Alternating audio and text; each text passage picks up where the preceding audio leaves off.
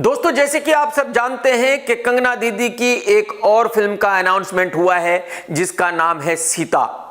Actually इसका announcement अभी किया गया है, बट इस फिल्म पर काफी महीने पहले काम चालू हो गया था। उस वक्त फिल्म थैलावी रिलीज भी नहीं हुई थी। इस फिल्म को लिखा है विजेंद्र प्रसाद जी ने, और आपको यह जानकर हैरानी होगी कि विजेंद्र जी ने इस फिल्म के लिए 11 करोड़ रुपए चार्ज किए।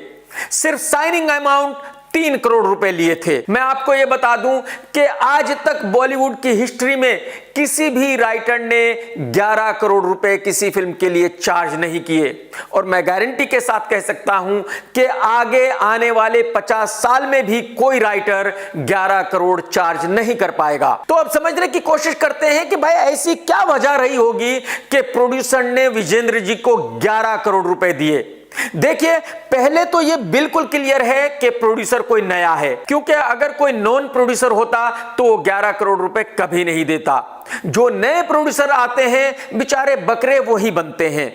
तो 11 करोड़ रुपए इस हिसाब से दिए गए कि देखिए भाई, विजेंद्र जी ने बाहुबली लिखी, बाहुबली 2 लिखी, मतलब वो फिल्में जिन्होंने 500 करोड़ रुपए से ज्यादा का बिजनेस किया, और विजेंद्र जी ने थैलावी लिखी क्योंकि थैलावी के रिलीज होने से पहले इस फिल्म को साइन किया गया था। तो उस वक्त अंदाजा यह लगाया जा रहा था कि भाई थैलावी कम से कम 400 करोड़ रुपए का बॉक्स ऑफिस करेगी, क्योंकि हिंदी में कंगना बहुत बड़ी सुपरस्टार है, क्योंकि ऐसा कंगना बताती है। हालांकि वो नहीं है, ये दूसरी बात है।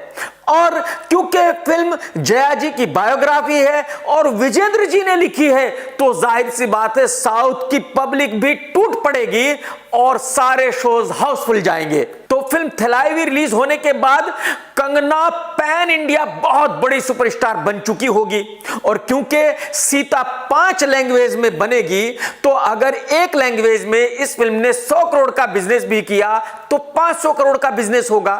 तो अगर एक फिल्म 500 करोड़ रुपए का बिजनेस करने वाली है, तो जाहिर सी बात है राइटर को 11 करोड़ तो मिलने ही चाहिए। मतलब 11 करोड़ क्या है? मूंगफली, कुछ भी नहीं है। तो जिस वक्त इस फिल्म पर काम चालू हुआ, जिस वक्त विजेंद्र जी को साइन किया गया, उस वक्त की कैलकुलेशन ये थी। बट आज की कैलकुलेशन ये है कि थैलावी का ऑल ओवर इंडिया बिजनेस भी 10 करोड़ नहीं होगा, यानी जो प्रोड्यूसर को शेयर मिलेगा वो तकरीबन 4 करोड़ रुपए होगा। और फिल्म सीता की हीरोइन भी कंगना ही है, फिल्म सीता के राइटर भी विजेंद्र जी हैं, और आप ये जानकर हैरान हो जाएंगे कि कंगना रनावत ने सीता के लिए 32 करोड़ रुपए लिए हैं। कितने? 32 करोड़। अब आप ये सोचेंगे कि यार ये कैसे हो सकता है। बिल्कुल, ये कैसे हुआ वो मैं आपको समझाऊंगा। जैसे कि आप सब जानते हैं कि विजेंद्र प्रसाद जी ने ही थैलावी की स्टोरी लिखी है और वो ही सीता की कहानी लिख रहे हैं। तो विजेंद्र जी ने निर्माताओं को कहा कि भाई मैंने फिल्म देख ली है और थैलावी तो बहुत बड़ी ब्लॉकबस्टर फिल्म होने वाली है, मतलब हिंदुस्तान की आज तक की सबसे बड़ी हिट होने वाली है। जाहिर सी बात है निर्माताओं ने फौरन यकीन कर लिया, क्योंकि निर्माता तो विजेंद्र जी पे आंखें बंद करके भरोसा करते हैं। अगर वो आंखें बंद करके भरोसा ना करते तो वो विजेंद्र जी को उसकी कहानी लिखने के लिए 11 करोड़ क्यों देते? तो जाहिर सी बात है निर्माताओं को तो ये लगता है कि भाई विजेंद्र जी जो कहते हैं वही होता है, विजेंद्र जी जो कहानी लिखते हैं वो सुपरहिट ही होती है, उसके नीचे तो वो रुकती ही नहीं है। और शायद विजेंद्र जी ने ये बात कंगना को भी बता दी होगी, क्योंकि कंगना और विजेंद्र जी एक ही टीम है, और कंगना बहुत शातिर लड़की है, मेरा मतलब है बहुत होशियार लड़की है। तो कंगना को ये समझ आ गया कि भाई लोहा गर्म है और अब इस पर हथौड़ा मार दिया जाना चाहिए। पहले मैं आपको यह बता दूं कि कंगना से पहले करीना को सीता के रोल में लेने की बात हो रही थी, दीपिका को इस रोल में लेने की बात हो रही थी, लेकिन निर्माताओं को लगा कि भाई थैलावी बहुत बड़ी ब्लॉकबस्टर होने वाली है और इसके बाद कंगना हिंदुस्तान की सबसे बड़ी हीरोइन हो जाएगी। तो कंगना ने चाल ये चली कि फिल्म के रिलीज होने से 4-5 दिन पहले ही सारे समोसा क्रिटिक्स को बुला लिया और उनको फिल्म दिखा दी, समोसे खिला दिए, कोल्ड ड्रिंक पिला दिया और शायद एनवलप भी दे दिया होगा। अब आप ये कहेंगे कि भाई ये एनवलप क्या है? देखिए, ये जो समोसा क्रिटिक्स हैं, इनको एनवेलप दिया जाता है और जिसकी जितनी औकात होती है उसके हिसाब से उसमें उतने पैसे होते हैं। 5,000, 8,000, 10,000, 12,000, 15,000।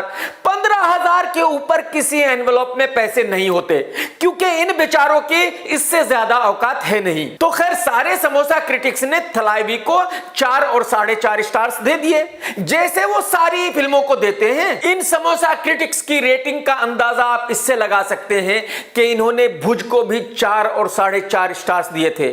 भुज की तो बात ही छोड़ दीजिए, फैसल खान की फिल्म फैक्ट्री को भी 4 और 4.5 स्टार दिए इन लोगों ने। तो जब इन क्रिटिक्स ने थलाइवी को 4-5 स्टार्स दे दिए, तो जाहिर सी बात है सीता के निर्माता श्योर हो गए कि भाई ये फिल्म बहुत बड़ी ब्लॉकबस्टर होने वाली है, क्योंकि सभी क्रिटिक्स ने 4 और 4.5 और 5 स्टार्स दिए हैं। तो अब इस फिल्म को ब्लॉकबस्टर होने से कोई बचा नहीं सकता। तो निर्माताओं ने सोचा कि भाई फिल्म रिलीज होने के बाद तो कंगना 50 करोड़ मांगेगी, तो बस बेहतरी इसी में है कि कंगना को फौरन साइन कर लिया जाए, क्योंकि थलाइवी कम से कम 400 करोड़ का बिजनेस करेगी और अगर कंगना सीता में है तो कम से कम 500 से 600 करोड़ का बिजनेस होगा। खैर, निर्माताओं ने कंगना को फौरन ही अप्रोच किया और उनको कहा कि भाई हम आपको सीता के लिए साइन करना चाहते हैं। जैसे मैंने कहा, कंगना बहुत होशियार, कंगना ने कम से कम मांगे होंगे 40 से 50 करोड़ रुपए। निर्माताओं ने हाथ पैर जोड़े होंगे और कहा होगा कि मैडम देखिए, आपने थलाइवी के लिए तो खाली 20 करोड़ रुपए लिए हैं, तो हमसे आप इतने ज्यादा क्यों मांग रही हो, हम आपको 30 करोड़ रुपए दे देंगे। कंगना ने कहा होगा कि देखो भाई, 30 करोड़ में तो मैं करती नहीं हूं, बट चलो ठीक है, मैं आपके लिए 35 करोड़ कर देती हूं, और वो भी सिर्फ इसलिए क्योंकि विजेंद्र जी इसकी कहानी लिख रहे हैं, नहीं तो मैं 50 करोड़ के नीचे तो करने वाली थी नहीं। खैर, निर्माताओं ने बेचारों ने हाथ पैर जोड़कर 32 करोड़ में कंगना को मना लिया, और जब 32 करोड़ फीस तय हुई है तो जाहिर सी बात है कंगना ने कम से कम 10 करोड़ रुपए साइनिंग अमाउंट ली होगी। तो निर्माताओं ने कंगना को फटाफट साइन कर लिया, क्योंकि उनको तो डर था कि भाई अगर थलाइवी रिलीज हो गई तो उसके बाद तो कंगना इस फिल्म को करने वाली है नहीं। खैर, थलाइवी रिलीज हुई और सुपर फ्लॉप हो गई। सुपर फ्लॉप ही नहीं, डिसास्टर हो गई। तो अब थलाइवी के डिसास्टर होने के बाद सीता का क्या होगा, जरा समझने की कोशिश करते हैं। देखिए, 11 करोड़ तो विजेंद्र प्रसाद जी के और 32 करोड़ कंगना दीदी के, तो कितने हुए, 43 करोड़। डायरेक्टर ने भी 5-7 करोड़ रुपए लिए होंगे। जाहिर सी बात है और भी दूसरे एक्टर्स हैं फिल्म में, उनको भी पैसे दिए जाएंगे। तो आप ये समझिए कि खाली राइटर्स, एक्टर्स और डायरेक्टर की फीस ही हो गई तकरीबन 50 करोड़ रुपए। और फिल्म सीता पे बनाई जा रही है, तो जाहिर सी बात है 50-60 करोड़ के नीचे तो फिल्म बनेगी नहीं। और अगर फिल्म थिएटर्स में रिलीज हुई तो कम से कम 20 से 25 करोड़ रुपए का पीएनए, तो यानी कि इस फिल्म का बजट होगा तकरीबन 125 करोड़ रुपए। और इस फिल्म के डिजिटल राइट्स कितने में बिक सकते हैं, म्यूजिक, ओवरसीज, सैटेलाइट्स, ओटीटी, सारे राइट्स मिलाकर तकरीबन आएंगे 30 करोड़ रुपए, यानी आगे बचे 90 करोड़ रुपए। अब ये बाकी के 90 करोड़ रुपए थिएटर से रिकवर होने चाहिए।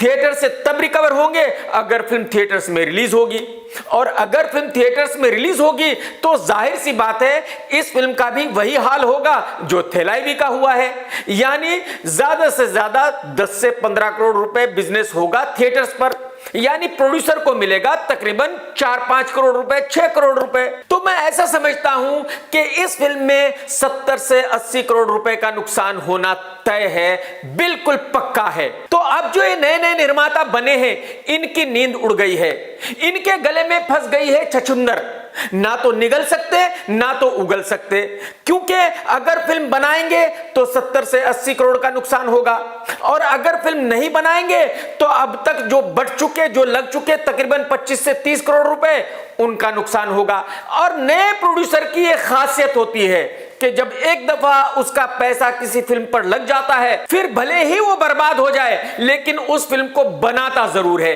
क्योंकि उसको सोसाइटी में ये कहना है कि भाई वो तो प्रोड्यूसर है, उसको तो सारे एक्टर एक्ट्रेस जानते हैं। तो मेरे एक्सपीरियंस के हिसाब से इन बेचारे निर्माताओं की लंका लग चुकी है, और कंगना दीदी की तो चांदी हो गई है। जहां आज कंगना को कोई 3-4 करोड़ रुपए भी फिल्म के लिए ना देता, वहां उसको तो 32 करोड़ रुपए मिल गए हैं। कंगना को 32 करोड़ रुपए कमाने के लिए 6-7 फिल्में करनी पड़ती, यहां तो सिर्फ एक फिल्म करनी पड़ेगी और 32 करोड़ रुपए अंदर। और फिल्म बिजनेस में यह कोई पहली दफा नहीं हो रहा है, बल्कि हमेशा ऐसा ही होता है। जो अमीर लोग होते हैं उनको फंसाया जाता है, उनको मामा बनाया जाता है, वो बेचारे प्लेन में बैठकर आते हैं और ट्रेन में बैठकर जाते हैं। सत्यमेव जयते। दोस्तों, अगर आपको मेरा ये वीडियो पसंद आया है तो लाइक जरूर करें और शेयर जरूर करें। और भाई, मेरा चैनल तो सब्सक्राइब कर लो यार, और वो घंटी दबा दो भाई। वो घंटी दबाओगे तब भी तो आपको नोटिफिकेशन मिलेगा, तभी तो आप नया वीडियो देख पाओगे यार।